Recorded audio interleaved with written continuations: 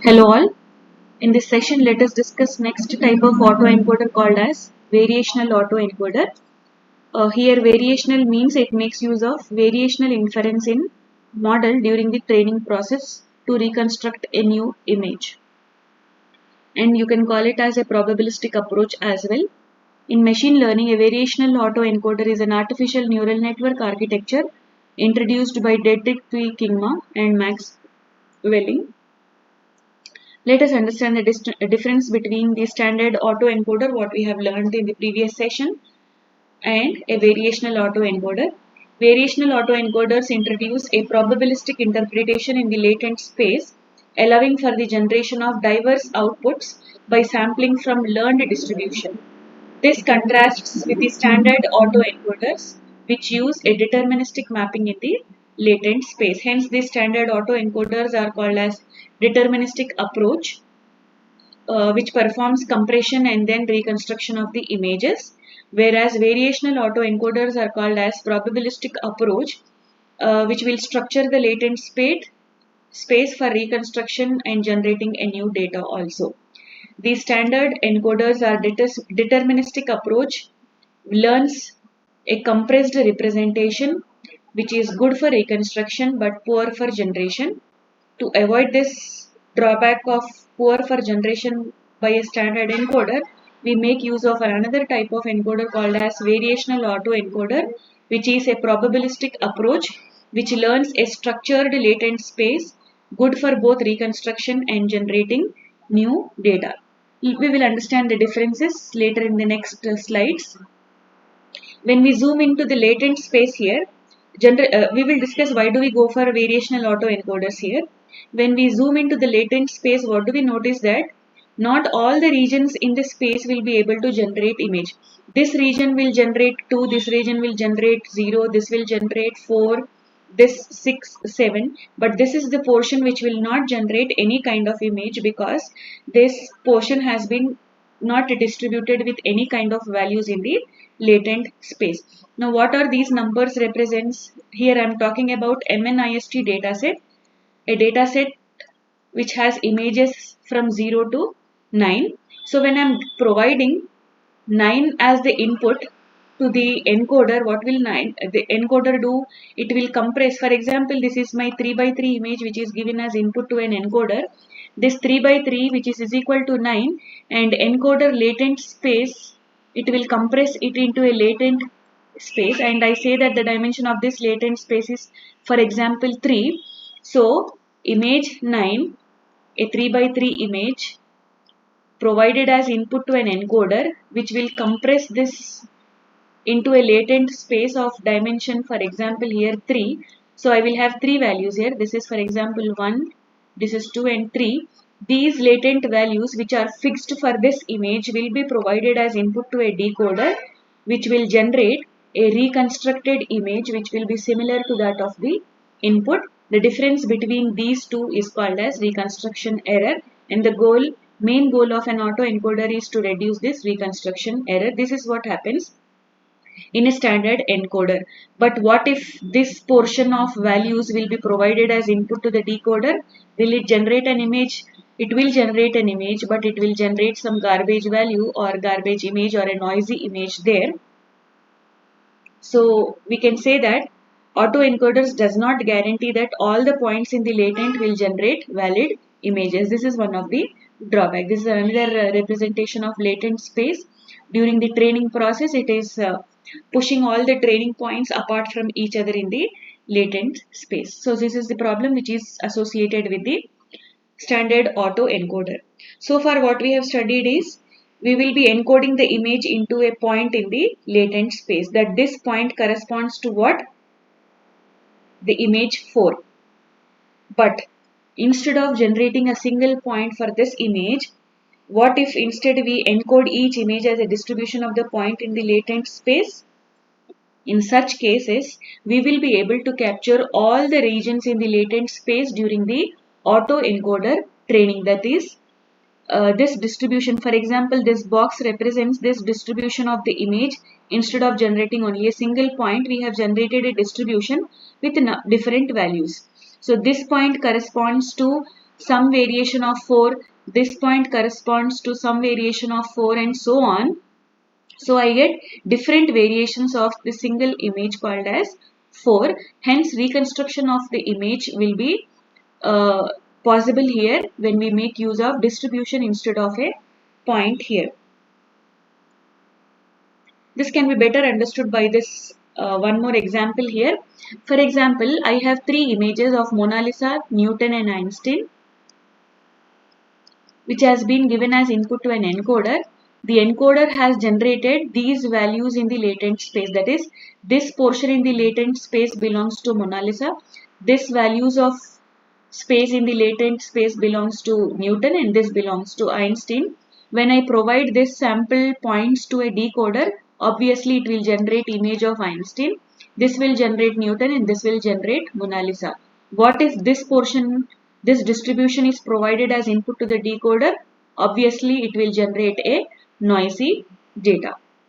Coming to this graph, the same graph what we have discussed earlier, these are the points or the latent vectors that are being generated for all the 9 digits, 10 digits ranging from 0 to 9 for MNIST dataset.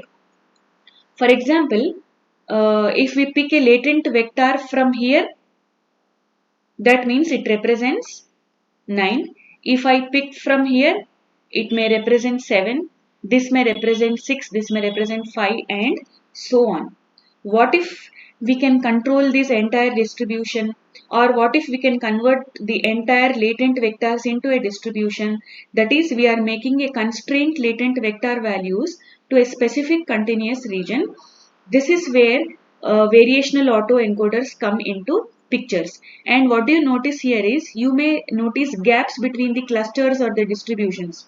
If we sample from this graph, then probably we will get a noisy region. And for example, this is the cluster what I picked, and this cluster belongs to which image? Image of 9. Each point will generate different variations of image 9. That is, we will be getting a varying image here. Hence, we call it as a variational autoencoder, where it depends on variational inference during the training process. Now, how do we understand a latent space? One more example here. These are the 3 images clustered values.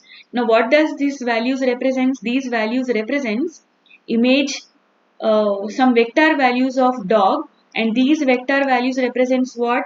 Compressed features of the dog image, which may contain edges, texture, color and so on, which are fixed for that image. And these values are fixed for cat, these values are fixed for zebra.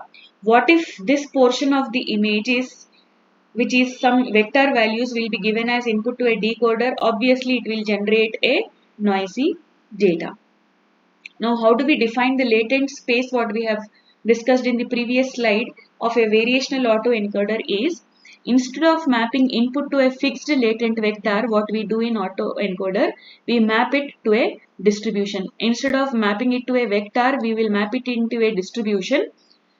This distribution is a normal Gaussian distribution with value mu and sigma. For latent variables to be normally, we will force latent variables to be normally distributed. That is, all the clusters what we have seen, that will be mapped to a normal distribution which has some mean and standard deviation. Instead of passing the encoder output to the decoder, we will use mean and standard deviation and feed this mean and standard deviation to the decoder.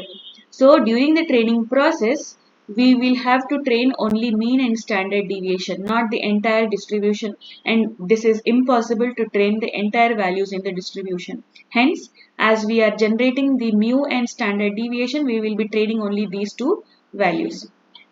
We will quantify the distribution between the learned distribution in the sense the normal distribution what the machine has learned with some mu and standard deviation value, and a standard normal distribution value which will be represented by 0, I. We will find the difference between these 2 using a metric called as Kullback-Leibler divergence, which is called as KL divergence. While training, we will force the normal distribution as close as possible to this standard distribution by using a KL loss function. That is, we will try to minimize this loss function so that the learned distribution and the standard distribution are as close to each other. Let us understand more clearly. This is what an autoencoder is. Encoding the image into a compressed value in a vector form. These values in the vector represent what? The compressed features of this image, like the texture, edges, color and all. These are provided as input to the decoder, which will reconstruct the image same as that of the input. Whereas variational autoencoders, what do they do?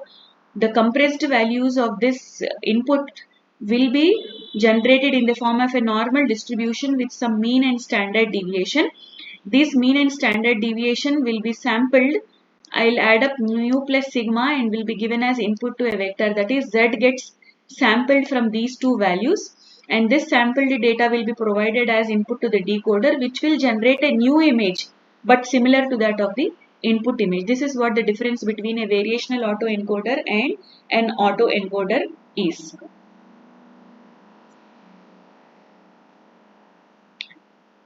Look into an example. In a standard autoencoder, for example, input is image 3. That image 3 will be converted using an encoder to a latent Z, which is having a compressed features, and provided as input to a decoder, which generates output called as X bar, which is nothing but the reconstructed image of 3.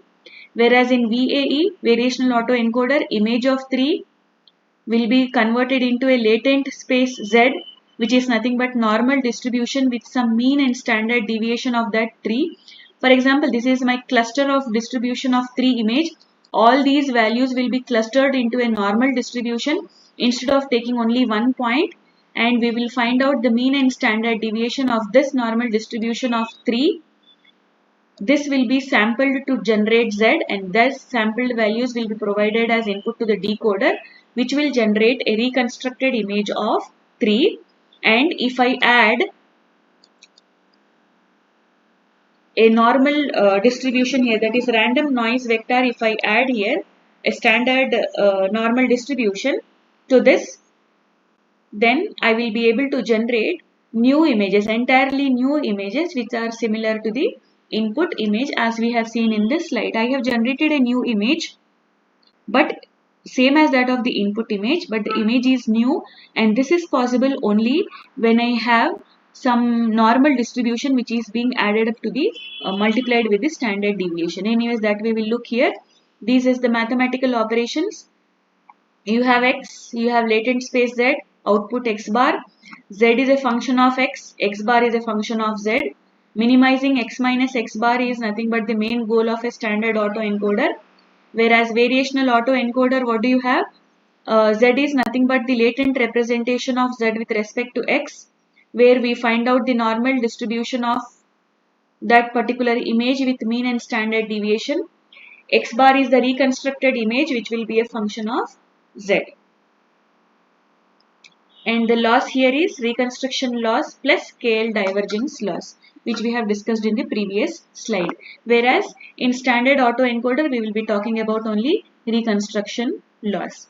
So clear architecture of a variational autoencoder is here input image, encoded image into a latent space with normal distribution mu and sigma. But this, if I simply write Z is equal to mu plus sigma, this is not differentiable during the backpropagation process. Hence, we add up another parameter called as epsilon, which is nothing but a standard normal distribution, a random noise vector, and this epsilon is nothing but a random noise vector with a 0 and I value. Now, these are the parameters which are learned parameters, and epsilon is a fixed space. It is not learned during the backpropagation. Hence, you call this method of adding epsilon to this Z value, this portion is called as the reparameterization trick. Why did we add this? Because during backpropagation, these are not differentiable. So, to make it differentiable during the backpropagation process, we will add up this new parameter called as the standard normal distribution, which is a fixed value and it is not learned during the backpropagation. These are the parameters which will be learned, that is, these parameters will be tuned. This is the difference. Encoding autoencoder will generate a single point and a variational autoencoder will generate a normal distribution of that particular image. This is the same PPT. Reconstruction loss in standard autoencoder, and we talk about the KL divergence loss along with the reconstruction loss in variational autoencoder. This is the implementation part, same as that of the normal standard autoencoder, but the only thing what you add is you will call a model called as VA model, which define its initialization with the latent dimension, and the rest of the thing is same here. The only difference between a normal and a variational autoencoder is this part. And this is the forward path, and we will calculate the loss function here, KL divergence loss, using binary cross entropy, training, loading the data, and this is the latent space visualization, which represents generating of new images. Thank you all.